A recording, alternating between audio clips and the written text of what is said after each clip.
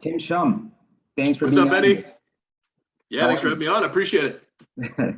um, Thanks for joining. The reason why I wanted to have you here specifically is because of the times that we're living in right now. To me, it reminds me a lot of '09 when we worked together at our previous company. And I've had so many conversations with business development people, sales managers, salespeople that are all very scared. They have a lot of anxiety. They just don't know what to do. And I'm having you on here because I brought your name up probably at least a handful of times in the last week, and kind of talked about what you did and how strategic you were, and how because of the way you did what you did that last time, you were the most successful salesperson in a company that had over 2,000 salespeople. So I just wanted to get your take on the current situation, give a little bit of background of what you did in '09, 2010, and then what kind of advice you would have for salespeople, sales managers that are there right now in the middle of everything. Sure, absolutely. Yeah. So I would start with, yeah, there's probably a lot of people that have a lot of fear, anxiety, uncertainty about what the future holds.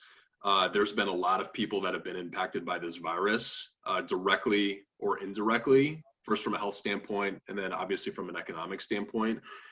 For those in sales, it's creating a very, very, very new sales environment. Our buyers are probably at home right now, which is a new thing. B, we're entering a recessionary period where pocketbooks and bank accounts are going to start getting a little tight. So just to kind of give some context for our background, we worked at a large recruiting and staffing company. I graduated in '06 during a time where like economy was good, unemployment was low, things were good in a lot of respects. And then 2 years later, the bottom kind of dropped out and affected me personally and a lot of other people in a lot of different ways. You were there. We had friends that got laid off. We had family members, I'm sure, that got laid off. We had dreams about what our career was going to look like, and the rug got pulled underneath us. So I grew up like big time during '08 and '09. I was 24 years old in 2008. I threw out the video games. I threw out any escapism related to like movies or sports, and I just like 100% focused on getting better at my craft, getting myself and my family personally through these recessionary times. I just looked at it as, hey, things were good before, but there's no guarantees, there's no handouts. If I'm going to get through this, I got to kind of step up myself. So I really looked in the mirror and said, what effort was I giving prior to this, and what effort do I have to give now?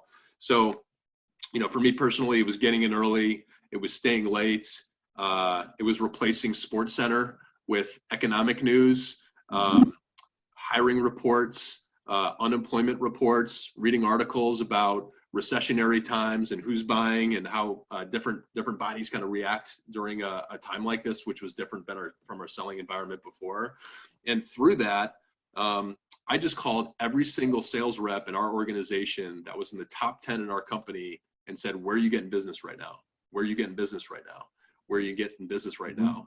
And there was a trend, which may be similar to this recession: healthcare, mortgage, because interest rates were low, and government spending. Government spending because once governments apply resources to the department of A, B, C, whatever, those are fixed. Hiring surrounding those contracts needs to be funded.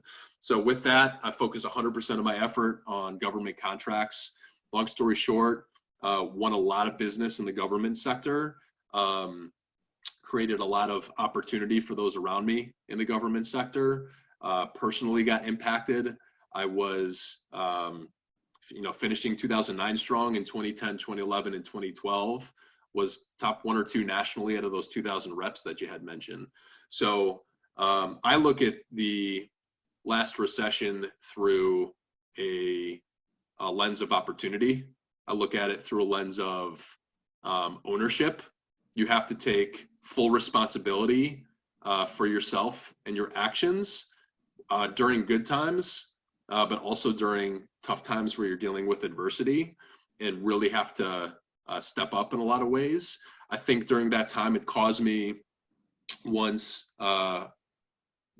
things subsided a little bit, to live below my means, work harder than I think I need to, stay right in the middle emotionally, never get too high. When I had a good month, a good quarter, a good week, I never would take my foot off the gas because I can remember those times. Probably more importantly, for everybody that's listening that might be dealing with some of the fear and anxiety that reflect these times, is just never get too low. I think that's the biggest thing that I learned is like, shit happens. Sometimes things suck. Sometimes there's a tidal wave of stuff that's outside of your control that happens to you. But all of us have dealt through adversity and gotten through the other side of it. So you always have to hold on to that and remember that, even though in the moment it might feel daunting and uncertain what the future holds. Perfect. No, that sounds great, man. I really appreciate that. So hopefully we'll all get out of this sooner than later. I think what you said is on point, and I think there's a lot of people that I talked to last week, and I'm going to send this to you for sure so that they just have an idea. Really appreciate your time, Tim. Sounds good, Betty. Anytime.